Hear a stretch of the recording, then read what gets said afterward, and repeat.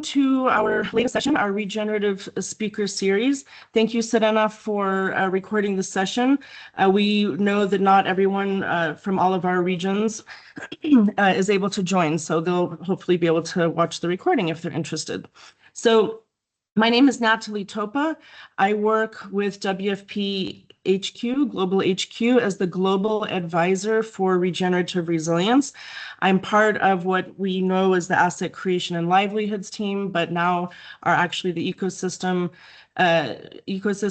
community infrastructure, and livelihoods team.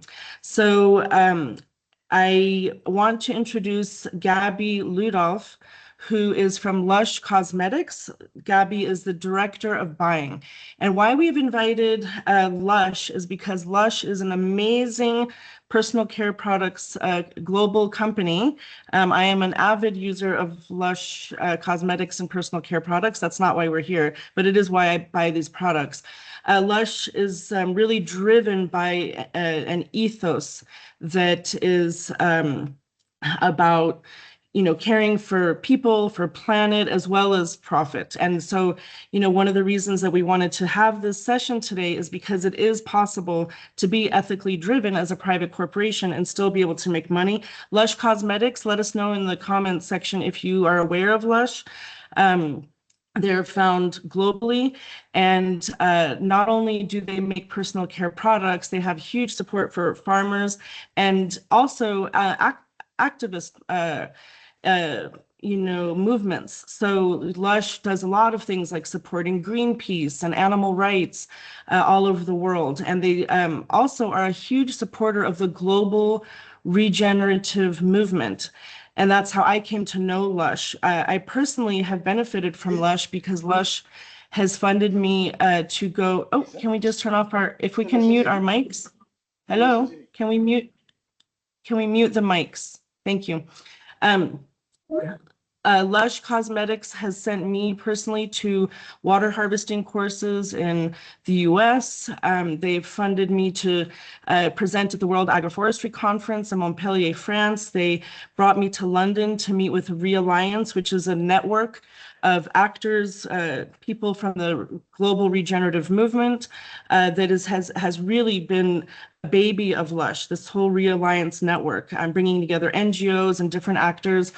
And so I think what I wanted from this webinar, as you know, this Regenerative Speaker Series is about inviting people from completely different universes outside of our industry so we can get new perspectives, but then think about how we can tie that into the work that we do. So Gabby's going to talk about specifically the supply chains and how they work with farmers and producers to get their raw materials for the products that they make, which are all vegetarian and 95% vegan.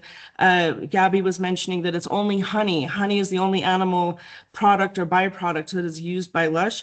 I've known Gabby since 2017 and have just really been an admirer, not only a consumer, but an admirer. And I know personally projects here in Kenya, for example, there are with the Maasai women in Laikipia, they source aloe and other products for their products. So they support Maasai women here in Kenya and even in Somalia for our Somalia teams. So I'm going to hand it over to Gabby, but I just wanted to say one last thing, which is that we're in this era right now where our whole industry has been highly effective, but also affected by recent political events. Donor contraction has really impacted us. And so I think that this is a great opportunity to kind of hit the refresh button on how we think about the private sector and about our supply chains and procurement and how we operate, but also to think about how we view private sector partnerships and our collaboration with the private sector and what other opportunities are out there that we may not have been aware of. So with that, I'm going to hand it over to Gabby. Thank you so much, Gabby, for joining us. Thank you so much, Natalie, for inviting me, and thank you to everyone for joining. It is a pleasure to be here today, and I will just start sharing my screen. If I'm going too fast, please do ask a question or stick a hand up. I will try and slow down. But the purpose today is to talk on behalf of Lush about the work that we're doing to build regenerative supply systems or supply webs for people, planet, and the private sector. So why this matters is, well, there are a multitude of reasons that it matters, but I think this slide is quite a powerful image. In everything that we're doing, and for us as a cosmetics company in the beauty industry, we have a choice. We can support creating harm, or we can create beauty. And currently, as an economy overall, we are creating harm. But for us to continue as a business, and for all of us to continue in the work that we're doing, we need the ecosystems that we're part of, not just to survive, but actually to thrive. So, for those of you that don't know Lush, we are a fresh handmade cosmetics company. We are privately owned. We are founded in the UK in Poole and Dorset, and we invent, manufacture, and retail all of our own products. You might know us as a soap shop if you do know us. So very brightly colored products, a very strong fragrance.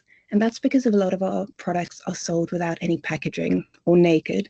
So we reduce packaging wherever we can. As a company, we operate in about 50 countries where we have retail stores. We manufacture in 5 countries, and this year is our 30th birthday. So we're still privately owned. And this little comment on the slide about resisting in the high street, we actually made the decision a number of years ago to come off social media. So we're no longer on Facebook, Instagram, or TikTok because of concerns about the digital ethics around it. Natalie mentioned that we have a lot of causes that we hold close to our heart, and Lush is a campaigning company. So we believe that we actually have the opportunity and a responsibility to highlight causes that are close to our heart, to act as a platform for activist groups, and to also engage with our customers as citizens. There are a number of different things. So this is everything from fighting animal testing, which is one of our core principles, to campaigning for animal rights, human rights.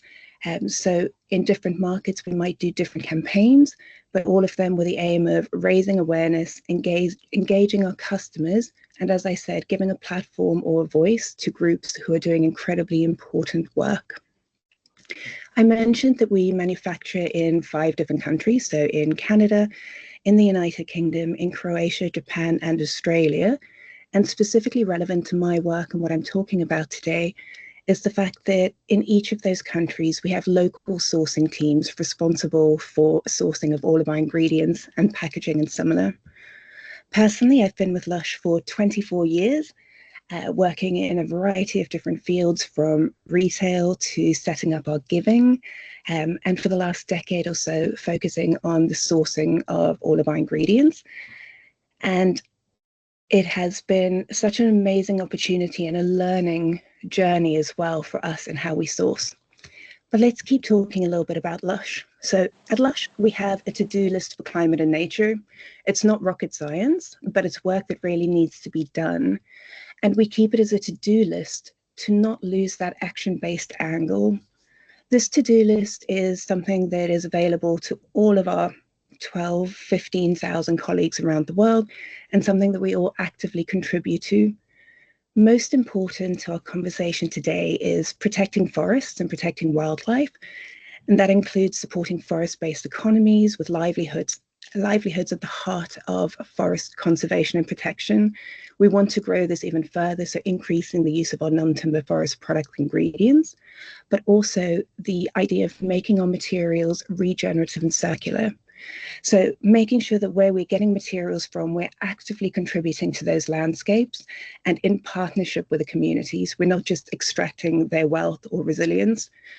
And then circular, we do bring it back for our packaging. We have green hubs, but also the idea of circularity in ingredients or materials. So actively identifying waste streams or byproducts that can be created into something of value or can be utilized in our products. As a team, our buying vision, I was going to say, is quite simple. It's really not. It's what we're aiming to do is ultimately have a positive impact through everything that we source. So a regenerative impact environmentally and socially, But of course, we do need to protect the profitability of our business. So we need to find creative solutions to complex problems. And we need to ensure that we're always maintaining the quality of the ingredients that we're buying, and that we're supporting resilient global supply webs as well. As I said, we need everyone to be thriving for us to continue. And when we talk about regeneration for us as a company or through the buying lens, the easiest way of explaining it is moving from this concept of doing no harm, which is effectively what sustainability is, towards this really exciting and quite daunting sphere of improving the health of every system we touch. So that's quite a big goal that we have, and it requires a lot of flexibility and adaptability and learning. But part of what we do is throughout the business, we apply a set of principles of regeneration. I'm not going to go into all of them. I'm sure that you're familiar with a lot of them as well, but these are things that help shape our thinking. And I think very relevant to today is the one in the top left-hand corner, which is that the place dictates the strategy. Because unfortunately, as I'm sure we all know, there isn't a cookie cutter approach that you can apply in every scenario that magically meets that regenerative vision. It really is unique, and it needs to be inspired by nature and collaboration. But we also need to think about how we can create diversity to support resilience. And so diversity is social resilience, but it's also thinking about the systems from which we're buying or that we're interacting with. How do we create that resilience, diversification of crops for climate resilience, additional cash crop potential, food security? So these are just some of the things that we look to incorporate. And then also some other principles that we use in our daily thinking, because we really are, as you know better than most, at this tipping point with biodiversity loss and rapid climate change. So we need to really stack our solutions by multi-solving things. We need to weave this approach through all of the people in our organization, but also those that we're working with. We have to fail fast. So I love data, but data is only as good as the use that we put it to. And then if we waited to have the perfect set of information to be able to formulate a solution, it would slow us down too much. So from my perspective, sometimes it's good to try, to learn, reiterate, and keep going. And then my favorite, and I'll touch on this a few times because I just think that it's so relevant, is that the problem is the solution. So when we're faced with a problem, rather than it feeling overwhelming, it is framing it as something exciting where we can create value and really understanding the root cause of that problem, because the solution is already built into that system. We just need to identify it. From our buying side, we have a few key principles. We have fighting animal testing. So as a company, we don't buy from anyone that conducts or commissions animal testing, not just on the ingredients we buy, but for any reason. But we also actively campaign against legislation that allows animal testing for cosmetics. We fund alternative solutions for the removal of animals from testing. And then our core remaining principles in buying are people care, earth care, and fair share. So there's permaculture principles, and we actually apply it to our buying policy. So we have a policy that all suppliers need to adhere to and sign up to, which is people care, earth care, and fair share. Sorry, I'm just reading Nat's comments as well. And what this is not just a tick box exercise so we can prove that we've done our due diligence or compliance, but it's actually a combination of legal requirements. So there's absolute clarity on what those expectations are. The Lush non-negotiables, like we will not buy anything that is made from GMO. And so for us, it's a non-negotiable and we need to be very clear on it. But also more excitingly, I think, is the set of progressive standards. So these are the things that we believe if we can collaborate on and work towards, help us achieve that regenerative impact. But we also know that it's not something that everyone is necessarily achieving at the moment. And so we have a responsibility and an opportunity to provide technical support, to collaborate with people on that journey for these progressive standards. And that can be as simple as the removal of highly hazardous pesticides from growing systems. Again, I say as simple.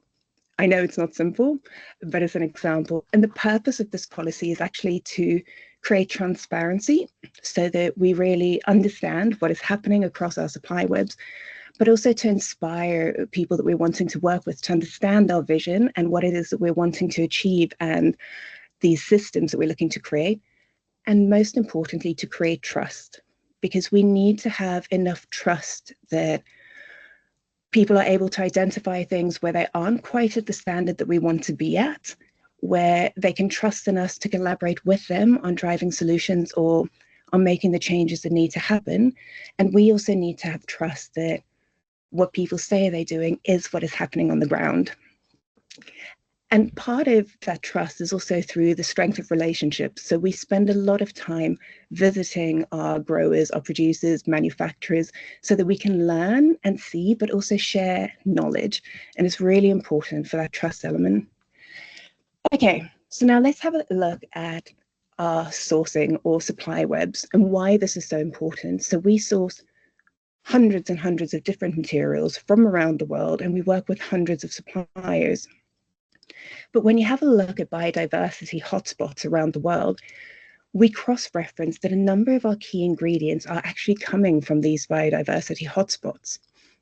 But they're not generally where our teams are based or where our manufacturing facilities are based.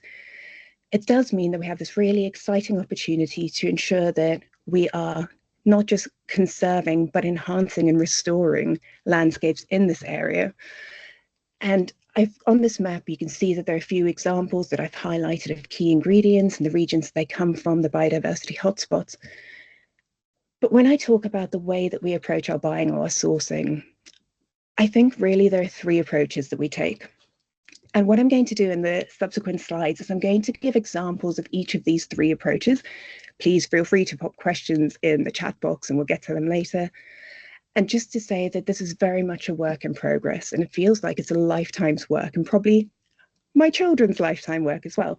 And we don't have all the answers, but we are doing our best to figure it out. And all of this hinges on collaboration. But to go back to the three approaches. So the first is that we can do it ourselves. And when I say do it ourselves, I mean that we can identify a priority material or a region where something could be grown. We can find local partners, we can establish perhaps a legal entity, or we can create long-term relationships with networks of growers, where we can design regenerative agriculture systems or agroforestry systems to produce these materials, invest in localized value addition so they can be processed locally, and then also incorporate things like food security, circularity, or similar. Now, that's great because it allows us to design something from scratch within collaboration with partners. But these kinds of projects take a lot of resources, human resources in terms of time, but also financial resources. And that's something that we have a finite amount of, unfortunately. So we have a number of those, and the yellow dots that you can see on the map are actually some of the examples.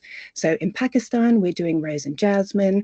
In Ghana, we've taken a monoculture plantation and turned it into a productive agroforestry system with vanilla and with ylang-ylang. We have a lovely restoration project in Guatemala. But that's one approach, is doing it ourselves from scratch.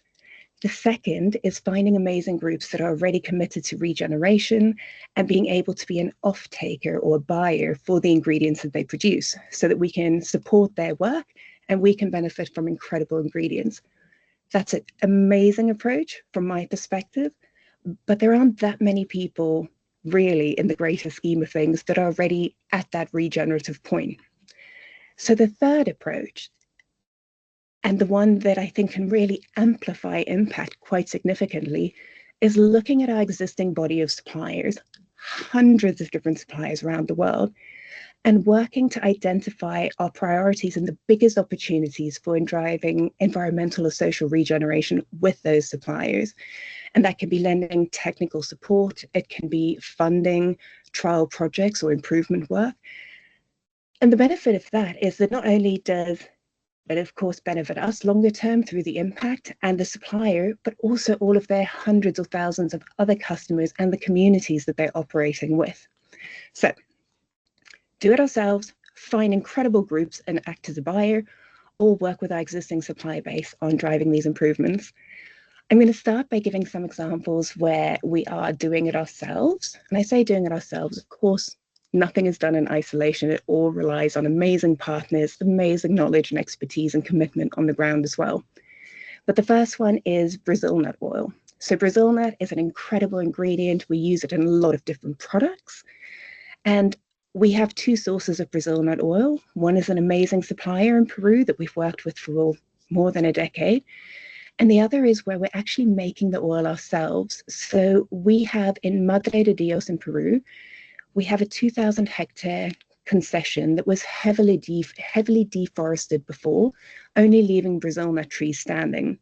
Now we have a dedicated team that is actively working on replanting, that acts as park rangers, so monitoring the concession as well to make sure that there is no future illegal logging, and also doing wildlife monitoring to see how wildlife is returning to the area. I'll show you a little clip in just a second. But with this concession, what we can do is we can employ local people, communities to come wild harvest the Brazil nuts. They're then cracked open and dried. The highest quality whole nuts are sold to the food industry, and we can take the broken ones, and we have a local solar powered press where we can actually press the Brazil nut oil then that can be sold to Lush. So we can use it our ingredients, but also be available to other customers. And by creating that oil locally, we can fund all of the conservation and the monitoring work that is happening in the restoration. In addition to that, we also have a small agroforestry site nearby where we can demonstrate a productive agroforestry system. So we're incorporating multiple species, including capuaçu, so that there can be income generation potential longer term. But that agroforestry site is also between protected land, so it acts as an important biodiversity corridor. And we have wildlife camera traps to monitor the animals returning. And I think, yes, you should be able to see, this is some footage from our concession site that has captured some of the amazing wildlife in the area. And so for us, that's really great to be able to do an ingredient that really matters to us, but also to be able to longer term self-fund the work and then be able to monitor the wildlife returning to the region. In Lebanon, we have taken a piece of land that was quite badly degraded. We've leased it, and we are growing bitter orange on it to produce neroli oil. So it's really focused on soil health. So you can see that it's not clear cut between the little trees that we're growing, but we're allowing all of the ground cover and the wildflowers to return. So we're improving soil health, but also working on livelihoods in the region. And then another one is petitgrain in Paraguay, which is in an incredibly important area in the Atlantic forest in San Rafael. And we are working there to help local farmers commercialize petitgrain production. So with a productive agroforestry site, and we're helping them to increase their capacity, which helps them conserve and protect this really important ecosystem, generate an income through the oil, and we also get an amazing quality oil at the end. I know I'm talking a lot, but please bear with me as we go along. I think that it's easy to think about regeneration in terms of ingredients, but for us, it can also apply to packaging. And this is an example of a piece of packaging for one of our naked products that you can buy if you want something to keep it in. And it's a cork pot that is actually actively sequestering carbon. So the cork industry in Portugal has been declining over the last decades.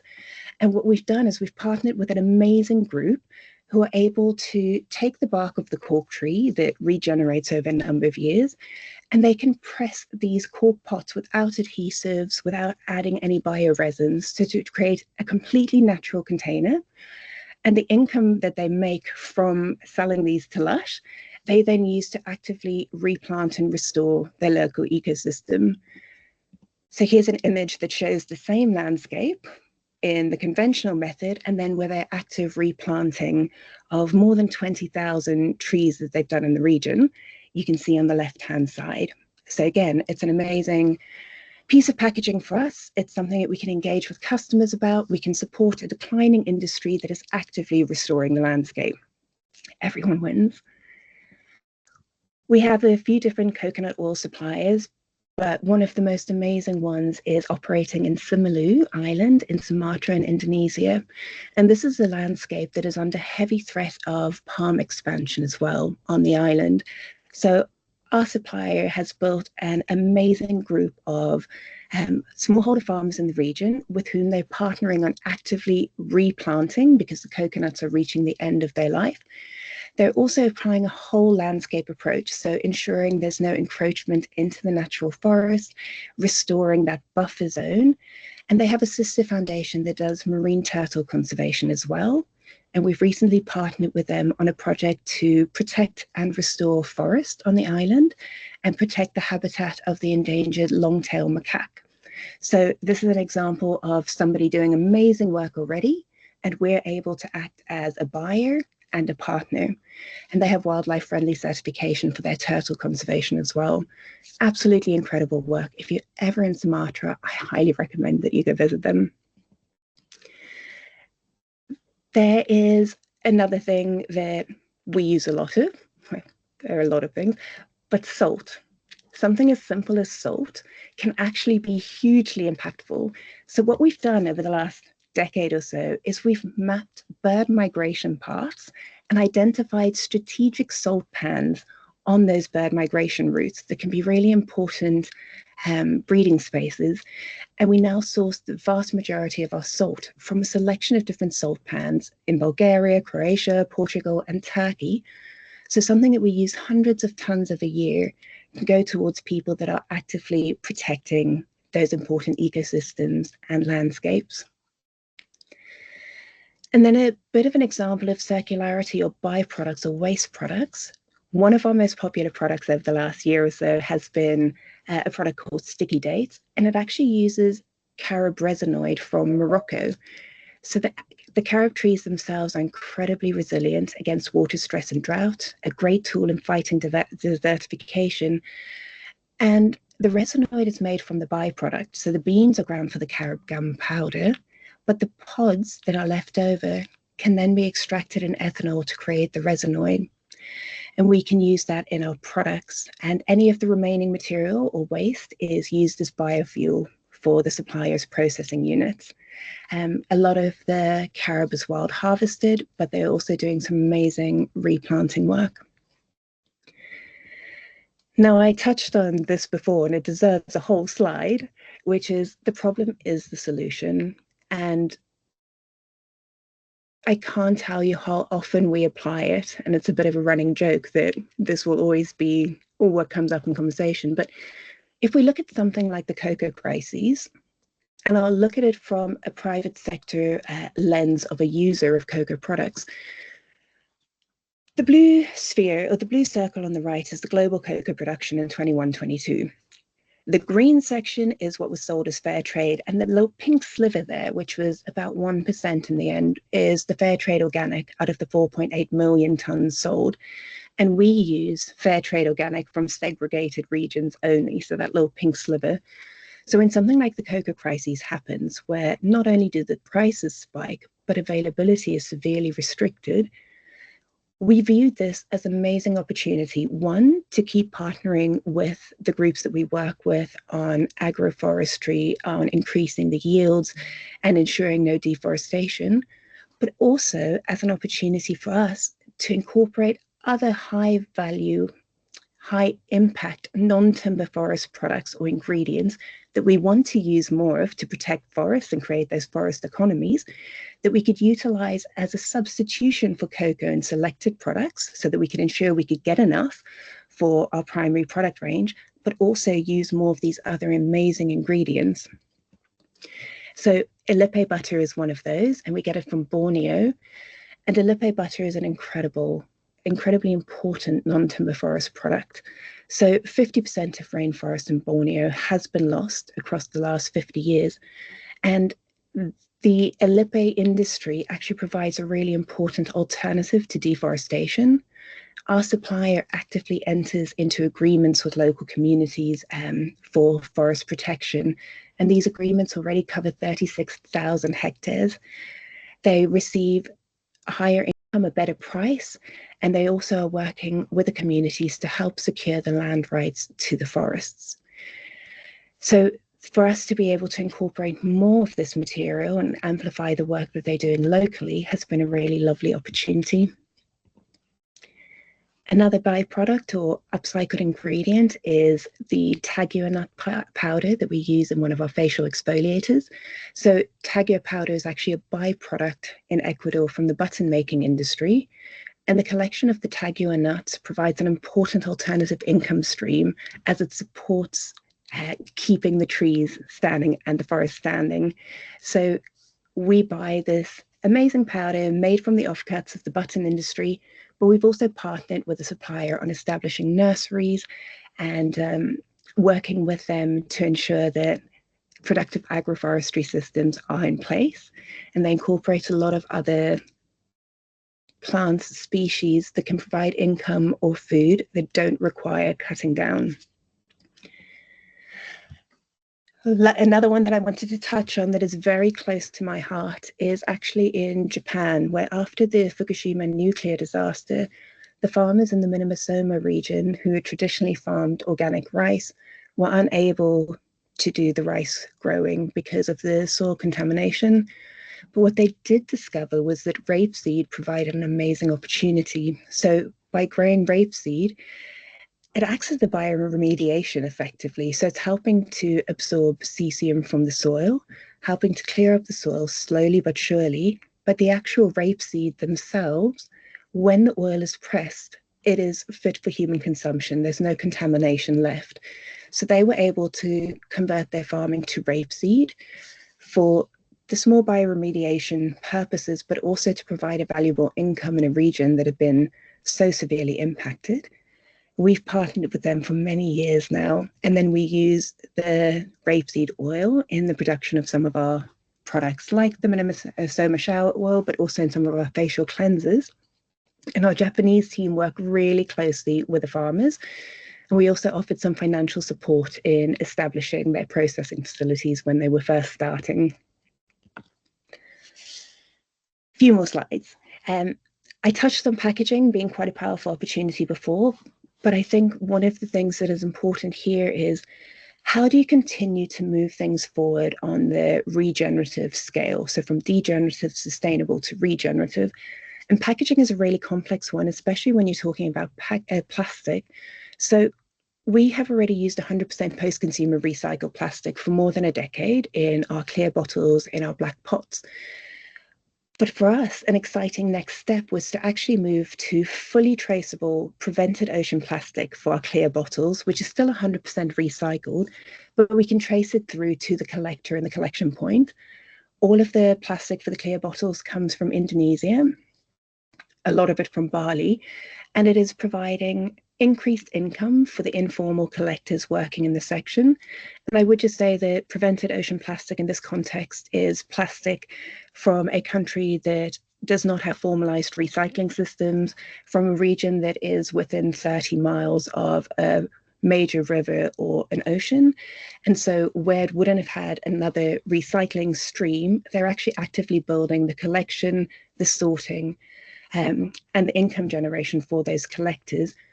And for us as a consumer, it gave us the traceability, but also the quality of the sorting and the recycling meant that our resulting bottles are much clearer than our previous recycled plastic that was from an unknown origin. We couldn't really trace it all the way through. So for us, it's important to keep finding those next little steps or incremental movements. In Japan, again, we actually work with the Nature Conservancy group, Nature Conservation in Japan. And what they've done is they've been rewilding a region where they had abandoned cedar plantations that were too dense for the local golden eagles to be hunting or breeding anymore. And they were abandoned. The concessions, the plantations weren't being used anymore. So they actually cleared some of those cedar trees out to make room for rewilding and natural regrowth to create a diverse forest system rather than a monoculture. And we've seen the golden eagles returning to the region for breeding and hunting. And for us, we can then take the waste after most of the timber has been used to incorporate it into some of our paper. So we already use recycled paper for our gifts, but we can then also include some of the golden eagle fiber into our gift wrap papers that are supporting that restoration of the natural forest in this region in Japan. Now, I've spoken a lot about doing it ourselves, about finding amazing suppliers, but I also want to say that as part of our buying or sourcing team, we actually have a team of people within our wider team that are focused on the supply chain impact. And we have an agroecologist that works with us closely as well, identifying those land-based opportunities for regeneration and restoration. A lot of the work in the arid and semi-arid regions has had water as a main focus, but I just wanted to list some of the examples of how we're partnering with our suppliers on sometimes small, sometimes larger improvements, all of them starting at a participatory design point, collaborative approach, and a proof of concept too, because we're asking people to try new things or change the way that they have been doing certain things. And that depends, again, a lot on trust and collaboration, because we don't have the solutions. We have ideas and we have networks of experts that we can work with, but it really relies on all of us coming together to identify those improvements that can be made. It's all listed on the slide, so I won't speak to it in too much detail, but it's included things like a green living fence that can help to improve biodiversity in a region in Peru, in the Inca Desert. We also do a lot of training on direct seedlings or replanting.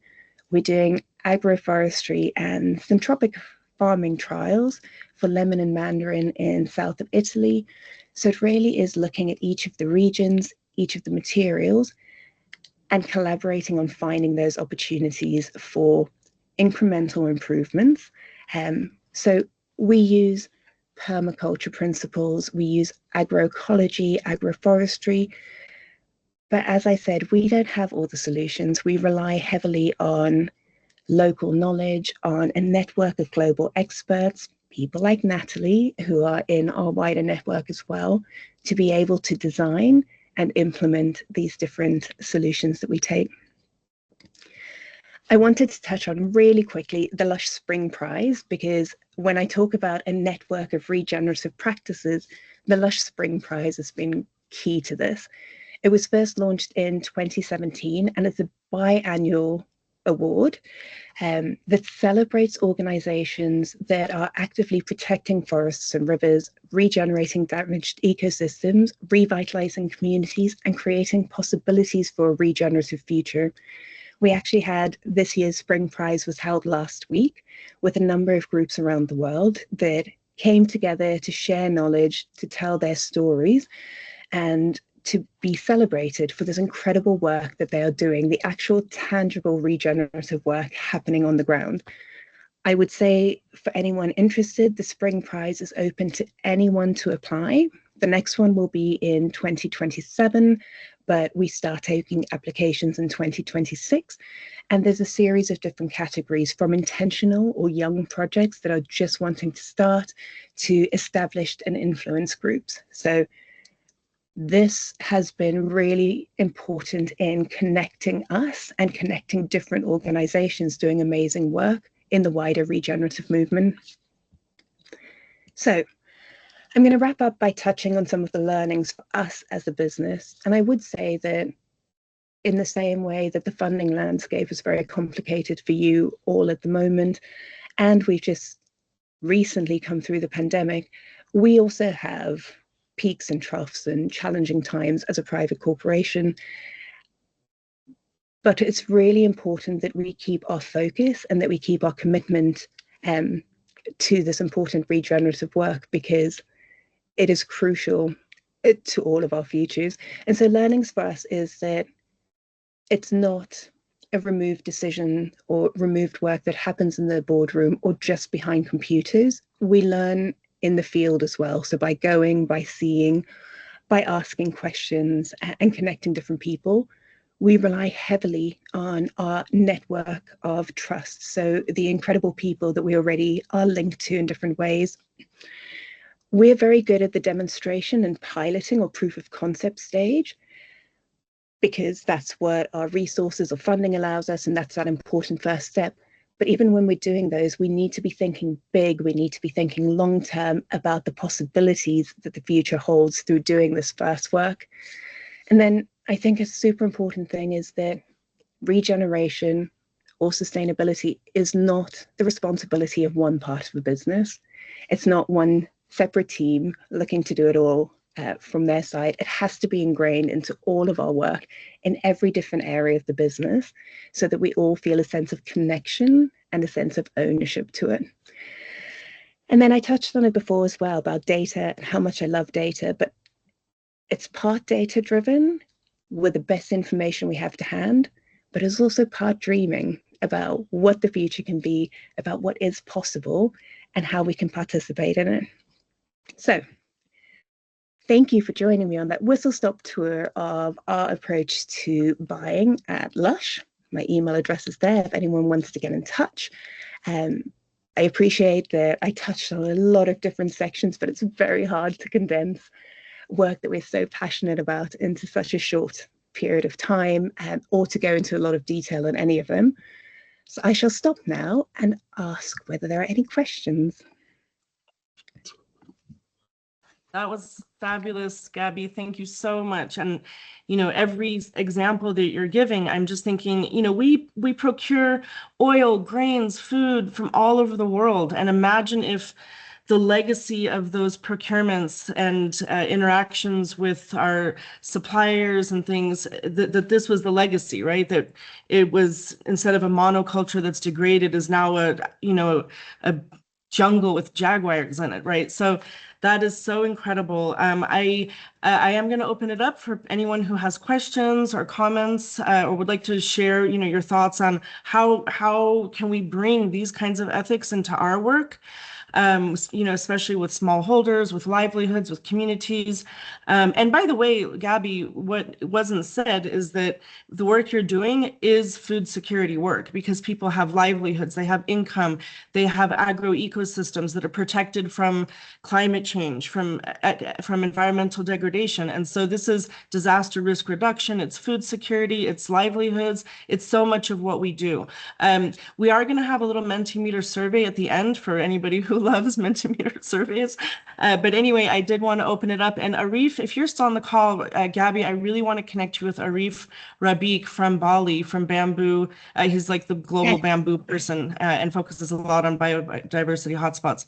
So you can either, if you have questions or anything you want to put in the chat, feel free, or raise your hands if you want to ask some questions directly with your camera on. Hi, Pierre Friend, go ahead. Pierre is joining us from FAO, actually, and I'm so glad you joined, Pierre. Thank you very much, and thank you for the presentation. That was really, really amazing, the work you're doing. I just had a question regarding whether you are able to quantify or to assess the influence you may have on the cosmetic industry at large, because what you're doing is truly impressive. But I was wondering if this help also changing the practice of other, I mean, your competition, but to really influence in a positive way the cosmetic industry? That's a great question. I would say a few things. We have noticed that the conversation is changing in the industry. So the term regenerative is being used a lot more. With how much integrity is debatable, but at least there's a change in the dialogue. I think that where there are a few different areas where we are able to be partnering and producing ingredients that are available to the wider industry, that helps make it accessible. I also think the work that we do with our existing suppliers who supply multiple different players in the industry is really core. So making it as easily accessible as possible. We are seeing work happening. There is a reality that people need to build in climate resilience to ensure their own production or operations. So in short, I think that we don't feel as alone in the cosmetics industry and the work that we're doing, but there's still a long way to go for it to really be implemented at scale with integrity and as the new norm or as standard. I don't think we're there yet. Even something as simple as being in the field or visiting, meeting with growers and producers, we still hardly ever see other companies out there. So I think that real connection is something that still needs strengthening as well, because seeing and hearing firsthand really shapes your understanding or thinking. So I think we are doing it. We're doing what we can to make it accessible and to make it more commonplace, but it's definitely not the norm. And even for us, I'll be really honest, we still have a ton of work to do across multiple supply webs, because it's, as I said, it's a lifetime's work. Amazing. And you're right, Gabby, there's so much greenwashing that happens. And so it's really important to have accountability, even as people who are procuring, right? Like, what are we asking of our suppliers, and the practices and how they define that. There's a question from Abuni Joseph, who's in South Sudan, on regenerative soil health. How long has it taken for regeneration to occur in many of your programs and challenges experienced related to restoration exercises? So I think really, like, what is the turnaround time? How quickly can land be restored and soil? Like, how quickly are you able to see a difference? It really depends. In certain regions, you can see a change quite quickly. But it's even, sorry, this is not exactly answering your question, but even when I think about in the UK, how long it takes to grow a tiny tomato plant, and I'll go to Ghana in the space of 6 weeks, you're like, this is insane how quickly nature can regenerate. I think it really varies. It depends on the system that we're part of, but by and large, we can see improvements or effects within the first year for sure, although a lot of them, depending on the system that is in question, will take many, many, many years, and whether it is trees or what that looks like. But we continue to monitor and evaluate, and sometimes we have to change our approach because maybe what we had in mind isn't quite having the desired effect. So it's that agility to keep pivoting and building. Yeah. And also, I like to remind people that soil organisms never sleep, right? They're little tiny engineers. They're working 24 hours a day with no budget. And so, nature is a moving bus. And it's up to us to just move on to that moving bus and support it and feed it. The soil is a stomach, right? It's digesting constantly. So we have to keep feeding it. So Richard Makuza, who's in Rwanda, is asking, I know the answer to the question, but I'll let you answer. Thank you, Gabby. That is great work. Do you have any operations here in East Africa? I'm based in Nairobi. We do. So we're quite active in Kenya. As Natalie mentioned, we work with the Laikipia Permaculture Center and the Maasai women's groups in the Laikipia region. We also work with smallholder farmers, again in Kenya, around the Mount Kenya region, in transitioning from monoculture farming to with heavy chemical inputs to more diversified crops and food security, and growing foliage for essential oil distillation on a portion of their land. We work in Uganda, where we work with around 800 smallholder farmers on reforesting severely deforested or degraded land, and then building in cocoa and vanilla in an agroforestry system. So those are direct ones, but then we also have partnerships or a lot of sourcing everywhere from Somaliland, more in Uganda, Tanzania as well. And we're always looking for new opportunities to link through to people. So hit me up. You do also source frankincense from Somalia? We do. So yeah. Well, I mean, just a plug. One thing that I appreciate with Lush is the desire to work with Somali producers or gatherers, people who collect the resins, to have, if we can turn off our mics. Hello, can we turn off your mic, please? Thanks. Because some of the practices around harvesting the resins can be damaging to the tree. So I believe there's been efforts to train and support on how to do it in a more regenerative way. And I also want to say that with the Laikipia, in Laikipia, Lush is not only sourcing aloe, but supporting the women to do value addition for the invasive or prolific. I don't really like when humans call other things invasive. But there's Opuntia cactus. And so Lush has provided support, funding kitchens and processing centers for the, yes, the pioneer plants, for the Maasai women to be making Opuntia jams and jellies and juice concentrates and so many other types of products. So anyway, I think there was a Nicholas Finney who had a hand up, but maybe he put it down or left. Hi, yeah, I did have a question, but then very thankfully my colleague Jackie also put a pretty much the same question in the chat. So I can just relay it, but yeah, mostly about trade-offs. So Jackie and I work in the Sustainable Supply Chain Unit in WFP, and a lot of what you've shown, it was an amazing presentation. Thank you so much. Is exactly the kind of problems we're trying to tackle now. We're just way further back from you, but we're, of course, we receive donor funding to buy food to give to people who are under have lack of nutrition, famine, and need it. Of course, there's lots of trade-offs to do with the money we're spending on the food, and also trying to make it more sustainable, like regenerative practices. So, you're director of buying. You also, I assume, have responsibility for the bottom line. Oh, that's really interesting for us. So, exactly to Jackie's question in the chat, how are you able to evaluate these costs, these impacts versus the costs to make decisions that still kind of can be profitable for Lush overall? And how do you kind of end up making the right decisions as well? It's a combination of data and gut feeling, right? But we do have a lot of different data points or considerations. So we have risk matrices, we have a series of different external matrices that feed into our priority list, as it were, because we need to decide where to focus our energy or effort. So either where the biggest risk is or the biggest opportunity for improvement.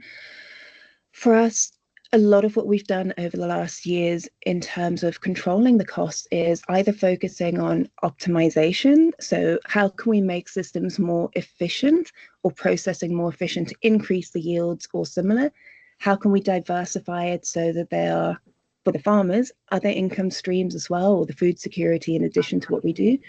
But also for us, a lot of it has been going direct. So if we can eliminate some of the traditional middlemen or additional people that were taking a cut of it, we can afford to pay a price that is more beneficial to the growers, farmers, local producers, while still protecting our margin. There are things where we do pay a premium, definitely. One of the challenges with doing that is, from my perspective, if I can speak frankly, is how do we make sure that we don't create a reliance just on Lush or alienate people from being able to access a wider market where other people might not be willing to pay it.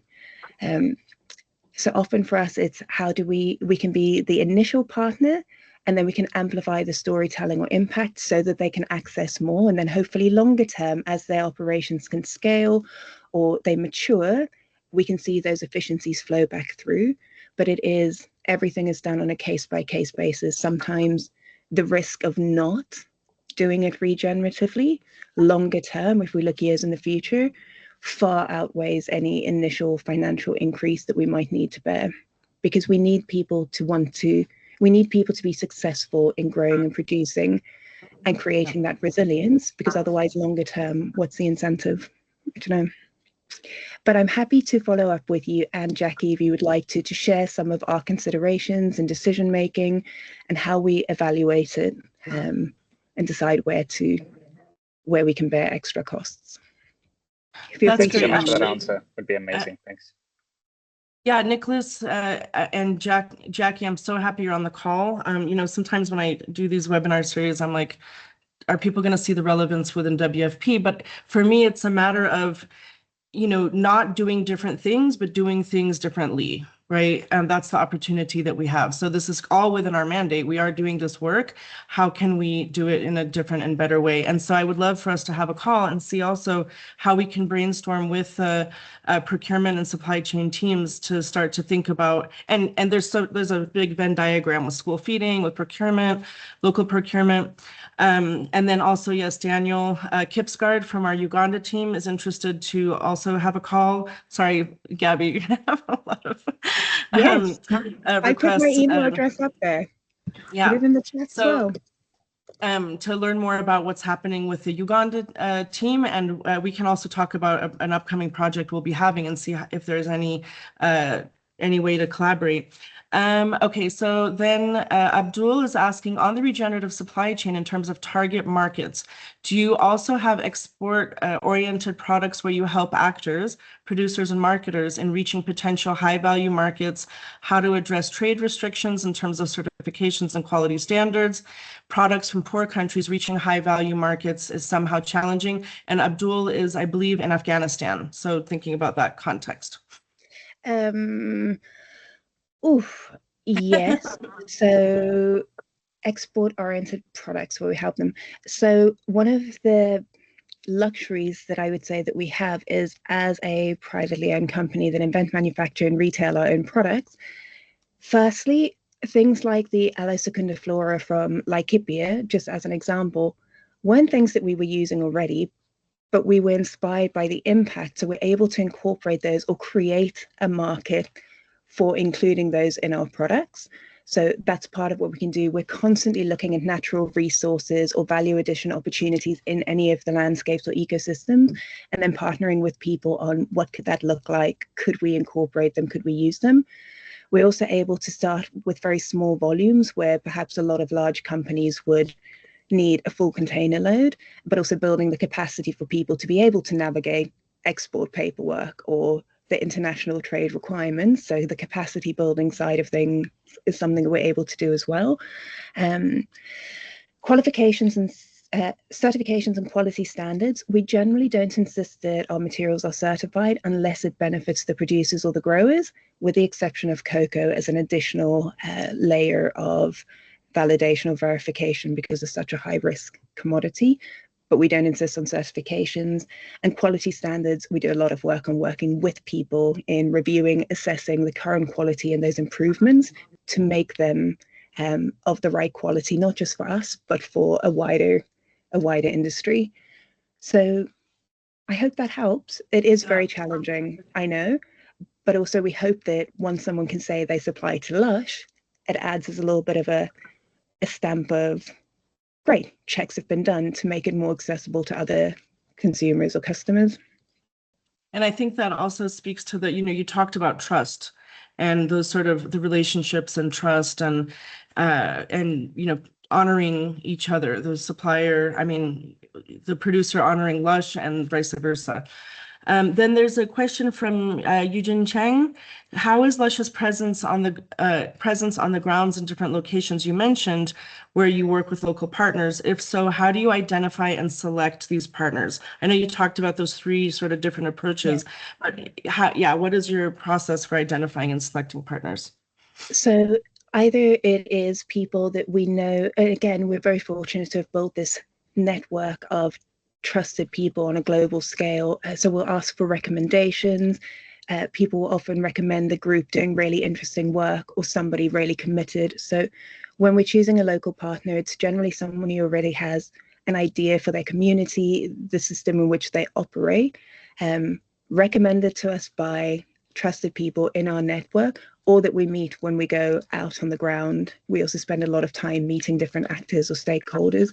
So again, it's a trust exercise, because sometimes we start working with people that we haven't known for a long time, or it might be that we work with an existing supplier on setting up something new, or people that have worked through there. So So basically you post on Mouthbook. It's like Facebook, but with a mouth. If there's no other last question or comment for Gabby, I just want to thank you, Gabby. That's super inspirational. I think that it's given us a lot of, things to think about in terms of of how we can blend the dreams and the data. I loved that, and start to make a shift towards leaving a legacy in our work in different departments, to be, you know, going beyond the do no harm model, which we do apply. So I just really want to thank you for your time. We'll definitely have some follow-up calls, I think, with the Uganda team, with the supply chain team.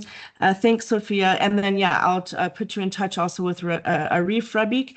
And for anyone who's willing, we would love your feedback. You know, these speaker series really are for you. It's inspiration pollination, but with real live examples. I mean, I don't know of a company like Lush that has really, you know, chef's kiss, like perfected this model of the ethos, even for I mean, perfected much more than many, much more than many. So yeah, so, you know, planet, people, profit, you're somehow, you know, making it work. So we really appreciate your work and your time, and thanks so much, Gabby. If anyone else has any last questions. Oh yeah, one thing, is it possible to share like a PDF of your presentation? I will share the slides, yes. Okay, so you can either pop it into this chat or you can email it to us, either way, and then we'll share that out along with the recording. So thanks everyone for joining, and hope you enjoyed, and we will see you in another webinar. Thanks so much, Gabby. Everyone. Bye. All right, bye. Thank you. Bye-bye. Thanks, bye. Thank you. Bye-bye.